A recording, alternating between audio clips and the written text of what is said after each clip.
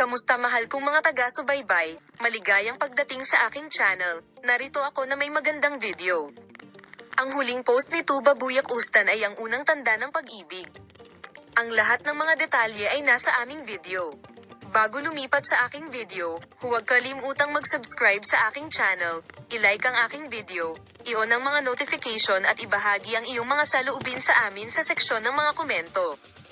Oo, mahal na mga tagasunod, ang sikat na aktres na si Tuba Buyak Ustan kamakailan ay nasa sabik sa mundo ng magazine na may isang mahiwagang mensahe na nakakaakit ng atensyon ng media.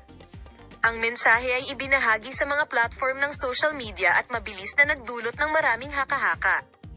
Ang mensahe ni Tuba Buyak Ustan ay nagpa-curious sa kanyang mga tagahanga at mamamahayag. Narito ang mga detalye ng insidenteng iyon. Nakatawag pansin si Tuba Buyak Ustan dahil isa siya sa mga pinaka-pinag-uusap ang pangalan nitong mga nakaraang panahon. Bagamat madalas mag-post ang magandang aktres sa kanyang mga social media account, ang huli niyang post ay umaakit sa lahat ng tsismis. Ang dakilang Ustan ay nag-publish ng isang misteryosong mensahe na may maraming pagbabahagi sa kanyang Instagram account. Kailangan kita, please stay with me. Ang maikli at kahangahangang mensaheng ito ay nag-iwan sa mga tagasunod ni Tuba Buyak Ustan at sa mundo ng magazine sa matinding pag-usisa. Hindi pa rin nakasaad kung kanino o tungkol saan ang mensahe. At mabilis itong kumalat. Habang sinusubukan ng mga tagasunod ng dakilang superior na hulaan kung kanino ipinadala ang mensahe, ginagawa ng mga mamamahayag ang kanilang makakaya upang malutas ang mahiwagang balitang ito.